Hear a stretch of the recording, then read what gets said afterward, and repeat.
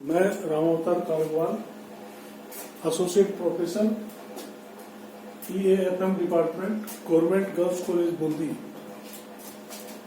पिछले वीडियो में हमें मांग की लॉस को मापने की विधियां देख रहे थे, तो आज हम देखेंगे इसकी मांग की लॉस को ज्ञात करने की तीसरी विधि, बिंदु विधि या बिंदु लॉस विधि। तो इस विधि के अंतर्गत हम देखेंगे कि मांग रेखा के किसी बिंदु विशेष के ऊपर मांग की लॉस ज्ञात करनी हो तो हम इस विधि के द्वारा उस बिंदु पर मांग की लॉस ज्ञात कर सकते हैं। तो जब वस्तु के मूल्य में बहुत सूक्ष्म परिवर्तन होते हैं तो ऐसी स्थिति में परिवर्तन की दर बहुत कम होने के कारण मांग रेखा के किसी बिंदु पर मांग की लॉस ज्ञात करना अधिक उपयुक्त रहता है, क्योंकि मांग रेखा के विभिन्न बिंदुओं पर मांग की लॉस भिन्न भिन्न होती है।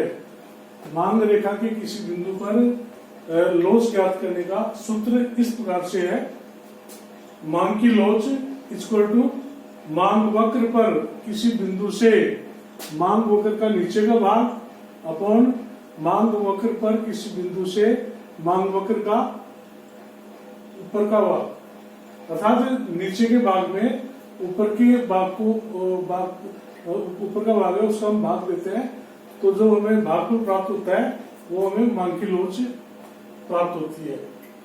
इसको हम एक रेखा चित्र के द्वारा भी हम देख सकते हैं। ये हमारा रेखा चित्र है।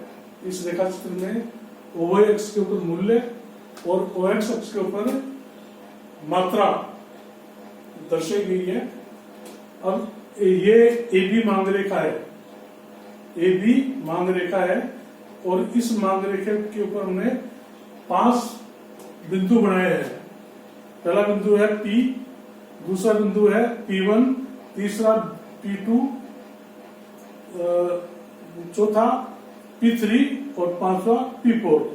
तो ये जो 500 बिंदु है इसके ऊपर हम मांग की लॉस किस प्रकार से ज्ञात कर सकते हैं ये हम देखेंगे। तो सबसे पहले हमने P बिंदु के ऊपर मांग की लॉस ज्ञात करते हैं। तो इस P बिंदु के ऊपर मांग की लॉस ज्ञात करने के लिए हमें ये देखेंगे कि इसका नीचे का भाग कौन सा हुआ, P1B, सॉरी PB, ये PB तो नीचे का भाग हुआ और PA ऊपर का भाग हुआ। तो PB में PA का भाग लगाएंगे। तो चूंकि PB इक्वल टू P1 है इसलिए मांग की लॉस EP इक्वल टू 1, अर्थात यहाँ पर मांग की लॉस इकाई के बराबर है।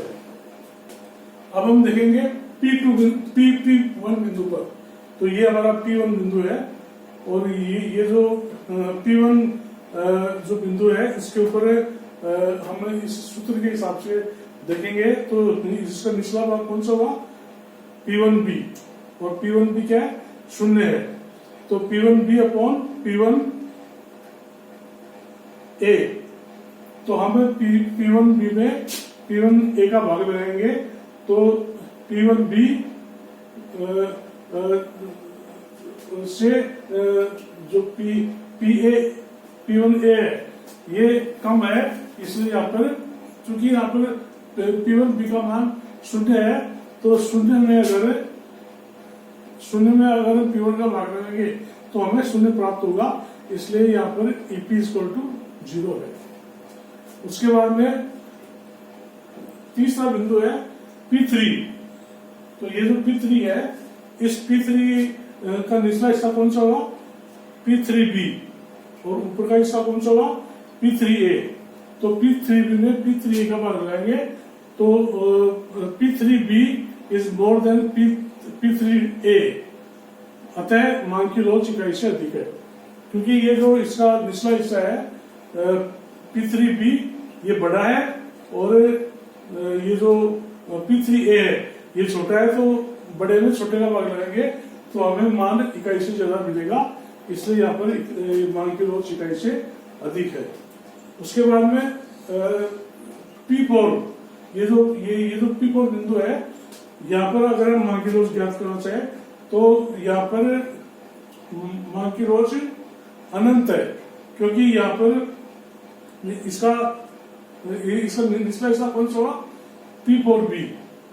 इसका निचला हिस्सा हुआ P4B और इसका ऊपर का हिस्सा क्या है? P4A। तो P4B में P4A का भाग देंगे और चूंकि P4A 0 है इसलिए हम 0 का भाग अगर P4B में लगाएंगे तो यहाँ पर जो है मांग की लॉस अनंत आएगी, अर्थात हमें शून्य का भाग किसी धनात्मक संख्या में लगाएंगे तो उसका मान हमें अनंत प्राप्त होता है।